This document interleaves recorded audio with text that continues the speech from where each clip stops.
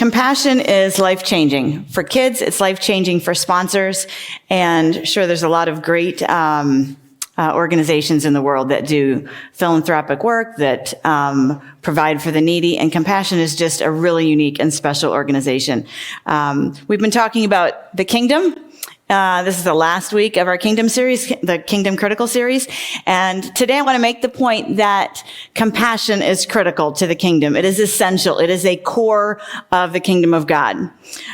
Compassion is the heartbeat of the king.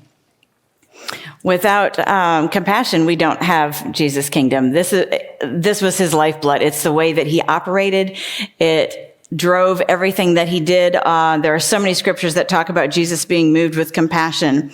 Matthew 9:35-38 says, Jesus traveled through all the towns and villages of the area, teaching in the synagogues and announcing the good news about the kingdom. And he healed every kind of disease and illness.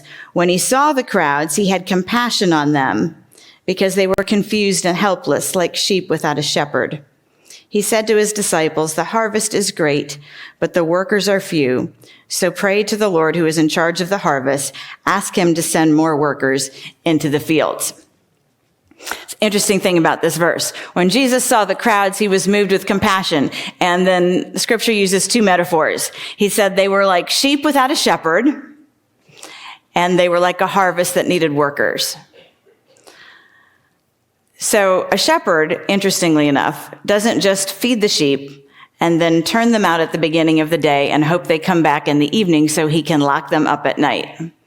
That might be an act of kindness to take care of sheep, feed them, send them on their way, but that wouldn't be shepherding them. And that's not compassionate, because the shepherd knows that if he sends the sheep out, they will fall in a ditch, they will eat the wrong food, they will get swept down the river, a wolf will get them. They do not have the capability to take care of themselves. They don't have the resources. They absolutely have to have a shepherd. And this is what compassion does. Jesus came as our shepherd because he knew we did not have the capability. We did not have the wherewithal to find him, to love him, to obey him, to serve him, and to protect ourselves, etc. And so he steps in and helps us. And the same is true with the metaphor of the harvest. The harvest is plentiful, but the workers are few, Jesus told the disciples. The world is ripe for the harvest. There are people everywhere in need of help. They are longing for Jesus, even if they don't know that it's Jesus that they want. They have a craving. They have a hole inside of them that God put in there. And maybe they're just so overwhelmed with life, with circumstances of poverty, that they don't know that it's Jesus that they really need, but they need Jesus, and Jesus shows up through acts of compassion. That's how we are able to feel his love. Jesus wasn't a philanthropist. He also wasn't only a preacher. He didn't just tell people, get right with God and learn to live with your misery. He stepped into their lives and he healed them, every kind of disease, healed their sickness, etc. His earthly ministry was all about compassion. The gospel is compassion. The gospel is essentially, it's not a social justice, but it is social and it is justice and it is the gospel. It is Jesus living out who he is in the world around him. Compassion is intentional. So how do we know that Jesus wants us to go deep with people? Well, I'm going to share some very special people with you in a second that I love very much. But Luke 4:17-19, this was the first sermon. Well, it was kind of not a sermon. Jesus just stepped into the synagogue and read scripture from Isaiah 61. And this is what he said. He declared his purpose. The Spirit of the Lord is upon me, for he has anointed me to bring good news to the poor. Interesting that he chose to say the poor. He has sent me to proclaim that captives will be released, that the blind will see, that the oppressed will be set free, and that the time of the Lord's favor has come. So you would think that would be good news, that the audience would be like, yay, somebody is going to answer these problems, meet the poor people's needs, and get these blind people healed so they can get off our streets and feed some people and just kind of clean up the community. But that's not what happened. In the synagogue, the religious leaders said, we've got to kill this guy. because they understood that underneath Jesus was he was also quoting a messianic prophecy, that I am here to relieve all suffering. I am here to change everything and to change everybody's perspective about what God intends for you. And they were pretty concerned about it because Jesus' kingdom didn't line up with their kingdom. And I think that's sometimes where we get off base. We like the random acts of kindness idea. Yes, let's do good. It makes me feel good to give. Makes me feel good to give something to somebody on the street. Makes me feel good to show up at a feeding program. And all of these things are amazing and they're good. Kindness is absolutely essential. It's a part of compassion, but it is not the same thing. Compassion is stepping into suffering for the long haul. It's what Jesus did for us. He didn't just sprinkle fairy dust on our problems. He went to the cross. He lived out the gospel. And compassion requires sacrifice. It requires some financial, some emotional, some spiritual. It requires changing the way that we think about the problems that we see. Instead of assigning blame or saying it's somebody else's problem or, well, they wouldn't be in that situation if they had made different choices. Jesus didn't do any of that. He stepped into the world and said, I am coming to set you free from all of the things that entangle you. And he didn't point his finger and he said, whoever's without sin, cast the first stone. I'm not here to condemn. I'm here to set free.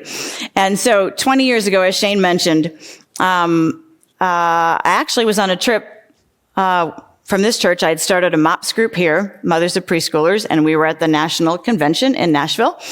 And during one of the, somebody from Compassion International, I think, spoke, and we walked out in the lobby, and there were hundreds and hundreds, maybe thousands of cards of children. And I just prayed and kind of walked along, and I picked up a card of a little boy whose birthday was almost the same birthday as one of my children, same age, from Ethiopia. His name was Hanik, and I fell instantly in love with him. And I said, I sure hope Shane doesn't mind that we're going to be spending, at that time it was $30 a month, $30 a month for the next 15 years of this kid's life, because if this kid can break out of poverty and see that he is worth something, that God has a plan for his life, that he could learn about the gospel, that he could go to school, that he could be safe from traffickers and armies and drug dealers and all of the people that are out there that prey on the poor and the marginalized people. If we could give him a chance to break out of all of that and find Jesus, I couldn't spend $1 a day to do that. And so we picked, I think they're going to start showing you pictures here. So here's Hanak. The first picture was when we got him. He was like 8 years old, maybe a little less than that. And that's a picture of him as an adult. He has graduated from the program. He's a mechanic. He loves Jesus. We met him, I forget when we went on that trip, Scott, 2018 maybe. We met him, and he walked into the hotel to meet us with his Compassion sponsor, and he had an envelope, and you can see in that middle picture, he had in that envelope every picture that I had ever sent him of our children and our family, and they were all dog-eared and worn out, and you could tell that he had looked at them, and he said, why aren't Bruce, Brent, and Brady here? We're like, well, it's a lot of money to come to Ethiopia, but and we talked, and we prayed over him, and we just had the best time with him. We cried, and everybody on the team wanted a kid after they met him. He's a successful adult. While we were there, we met our second one. Scott said, there's some kids who've been dropped. And I said, I'll take one. And his name is Johannes. And he also lived in Ethiopia. And so we have a picture coming up of all of us together. But Johannes is a brilliant kid. He was already at that time going through dumps and picking up scrap tech pieces and building phones and all kinds of stuff. Really smart kid. And we got him in the program. met his family, ate in the houses with them. And he graduated from high school. Like, it is a big deal for a child of poverty to actually go to school, much less finish school. So these guys have finished school. He's in college. We help him with college. He's taken nuclear engineering classes and all kinds of stuff. He builds websites. We've seen his websites on the internet. He loves Jesus. He's a believer. He's active in his local church. Then I got another one. And I don't remember who's up next. Joe Kelly. So Joe Kelly, we actually picked up, Brady picked him out. He has the same birthday as our youngest son. And the last time we had those compassion trailers where you go through the experience, highly recommend it. We don't have one this time, but they are amazing. We went through and Brady came out the other end and said, I want to pick a child. And so he picked somebody with this birthday. Joe Kelly lives in Dominican Republic. He loves baseball. He's passionate about baseball. And he's in school. He's learned to read. He goes to church. He's accepted Jesus. And he is on a path towards a future. So here's the thing about kids who live in poverty. Over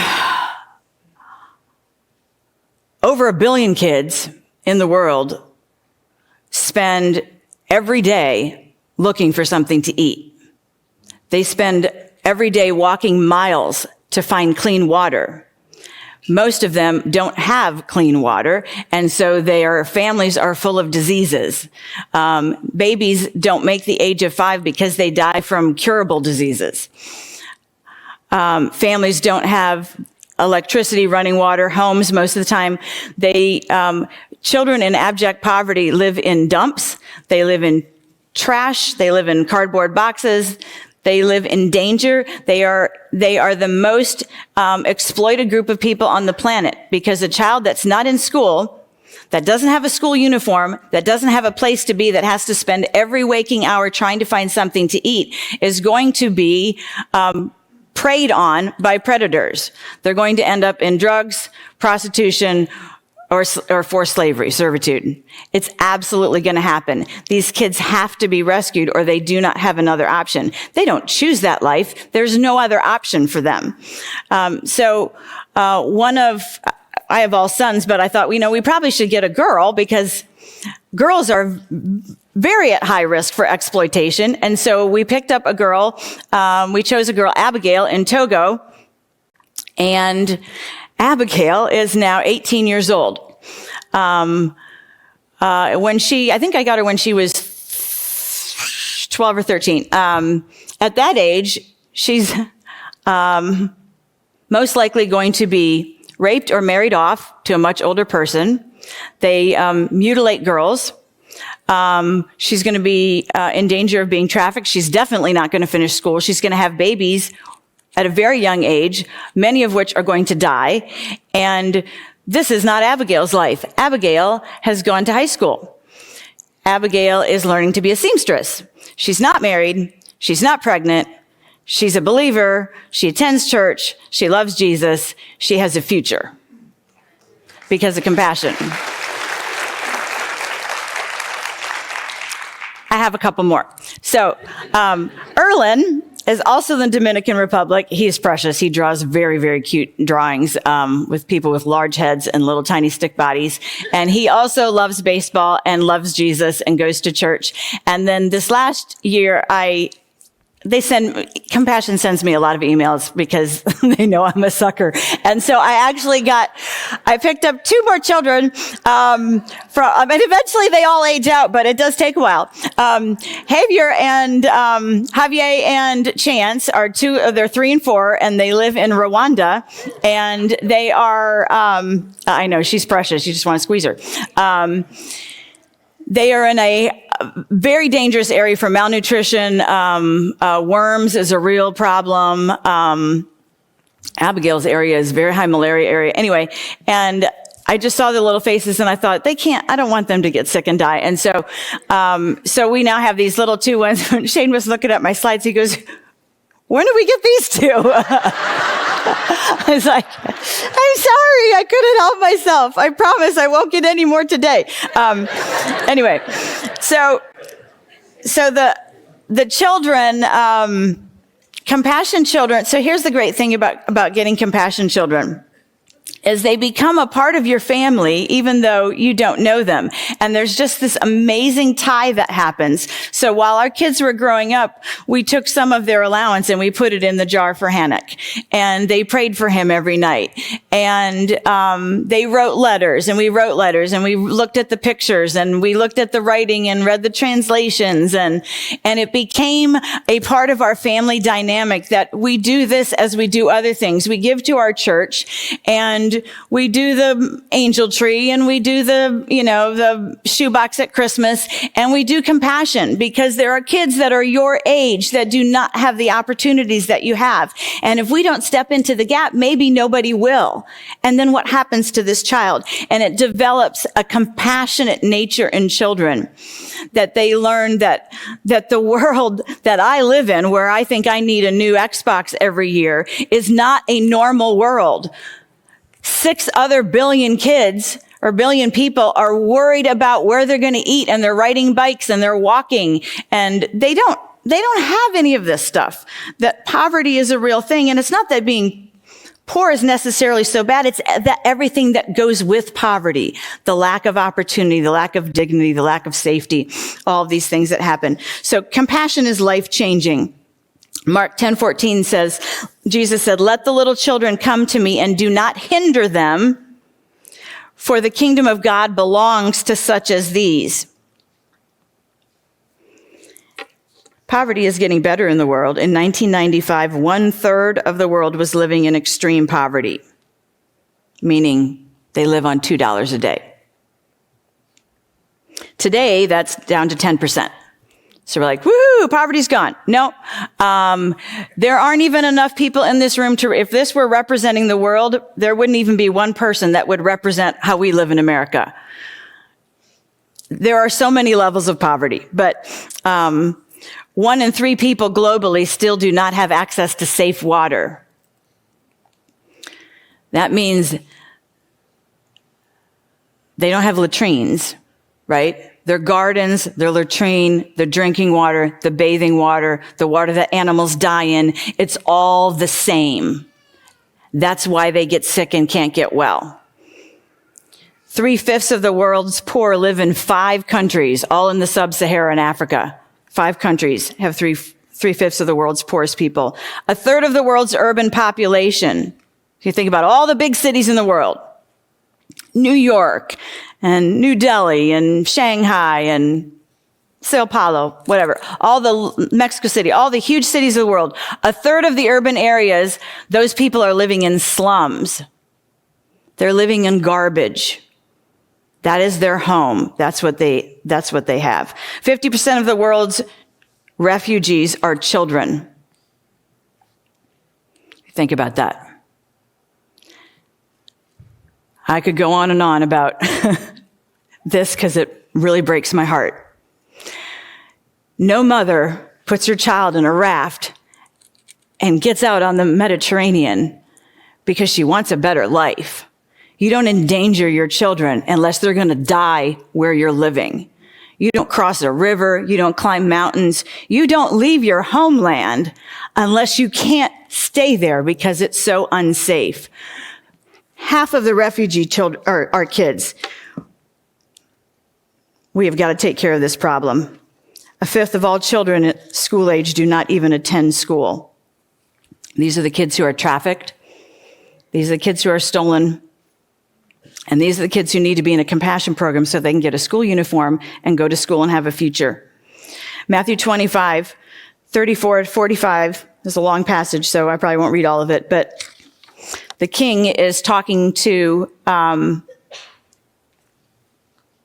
people at the end of their life, our king in the kingdom of heaven. And he says, "Come, you who are blessed by my Father, inherit the kingdom prepared for you from the creation of the world." And he says, "I was hungry and you fed me. I was thirsty, you gave me a drink. I was a stranger, you invited me into your home. I was naked, you gave me clothing. I was sick and you cared for me. I was in prison and you visited me. Then the righteous ones will say, Lord, when did we ever see you hungry and feed you, or thirsty and give you something to drink, or a stranger and show you hospitality, or naked and give you clothing? When did we ever see you sick or in prison and visit you? And the king will say, I tell you the truth. When you did it to one of the least of these, my brothers and sisters, you were doing it for me. Then the king will turn to those on the left, and he will say, away with you, you cursed ones, into the eternal fire prepared for the devil and his demons. For I was hungry, and you did not feed me. I was thirsty, and you didn't give me a drink. I was a stranger, and you didn't invite me in. Naked, and you did not clothe me. I was sick and in prison, and you did not visit me. And they will say, Lord, when did we ever see you hungry or thirsty, or a stranger, or naked, or in prison, and didn't help you? And he will answer, I tell you the truth. When you refused to help the least of these, my brothers and sisters, you were refusing to help me. Sponsorship works because when you empower a child, you empower a life that touches thousands of lives. There's a whole bunch of stats on how it works. Kids in compassion are 40% more likely to finish secondary education, 80% more likely to graduate from college, 75% more likely to become leaders in their communities. And it's only $38 a month. I mean, you can't buy 3 things at Whole Foods for $38 a month. You can't have 5 Starbucks. You know what I mean? Like, we spend $38 a month like it's nothing. And $38 a month can change a kid's, the trajectory of his life forever. It's a Nicole who stands up here. It's a Hannock. It's a Johannes. It's an Abigail. It's somebody with a hope and a future. 1 John 3:17 and 18 says, if someone has enough money to live well and sees a brother or sister in need but shows no compassion, how can God's love be in that person? Dear children, let's not merely say that we love each other. Let us show the truth by our actions. I'm not trying to guilt you, but I think we've all got room for one more. We could all save somebody. Because it's not really us, it's just money. Jesus is saving them. A whole organization is doing the work.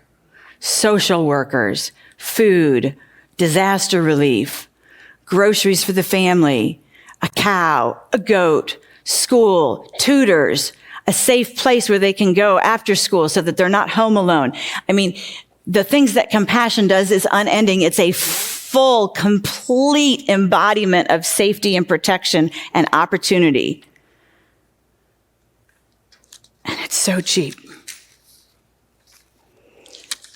We're going to get to see a really brief video as we close out.